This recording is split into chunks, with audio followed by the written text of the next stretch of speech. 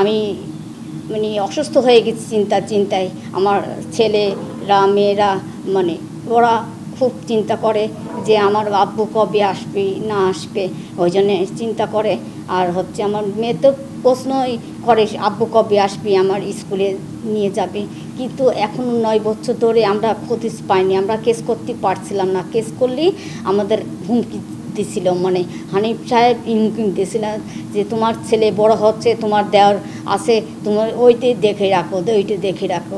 কিন্তু শেষমেশ হচ্ছে আমরা মানবাধিকার করছেন মানে কনফারেন্স করছি, ওই সব করছি, তারপরে অনেক দাঁড়ে ঘুরেছি, মানে এমন কোনো কিছু নাই আমরা করিনি, লাখ লাখ টাকা খরচ করেছি। কিন্তু এখন তো আমার ইনকামের সোর্স নাই, আমার ছেলেটা পড়াশোনা করছে, আমার ইনকাম সোর্স, মেয়েটা ছোট।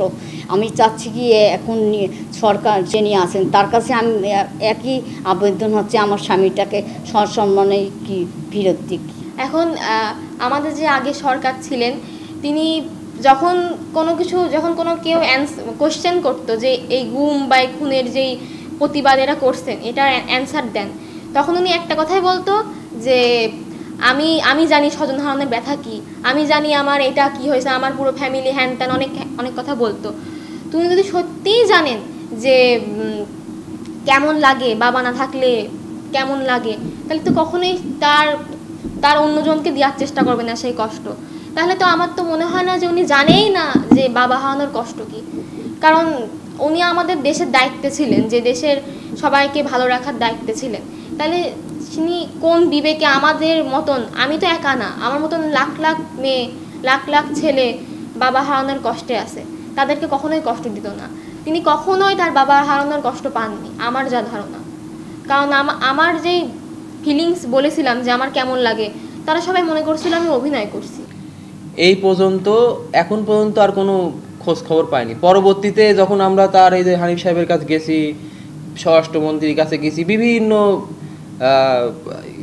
আপনার হলো হচ্ছে পুলিশ বাহিনীদের কাছে, র্যাব বাহিনীদের গেছি, কেউ কিছুই বলতে পারে না। শুধু হানিফ সাহেব বলতো যে সময় হলেই পায় যাবানে।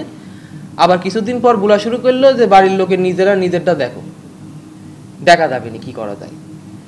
তো এই যে এতদিন যাবৎ আওয়ামী লীগ সরকার যেহেতু ক্ষমতায় ছিল, তার কারণে আমাদের কেস করতেও দিত না। আমরা কুষ্টিয়া শহরে বিভিন্ন থানায় যেতাম কেস করতে, আমাদের কেস করতে দিত না। এখন প্রশাসনরা তো নিজেরা কেউ স্বীকার করে না, কিন্তু আমি ওই যে একজনকে নিয়ে গেছিল সাথে লাবু, সে ফিরোজ আসি বলছে সাদা পোশাকধারী বাহিনী আমাদের চোখ বাঁধে নিয়ে গেছে, তার 6 দিনের মাথায় আমাকে রাস্তায় চোখ বাঁধে নিয়ে রাস্তায় ছেড়ে দিয়েছে, তার ভাষ্য মতো এটে।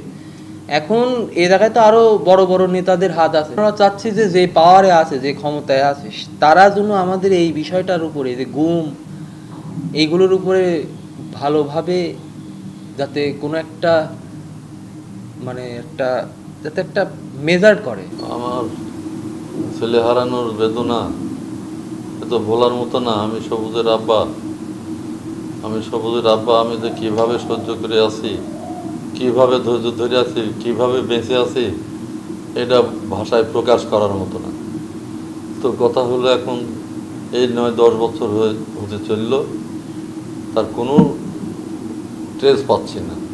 কোথায় আছে, কোথায় নিয়ে গেছে, এরা কোথায় রাখেছে কি মারি ফেলেছে, এটা তো আমাদের মানে জানার কোনো সুযোগই পায়নি।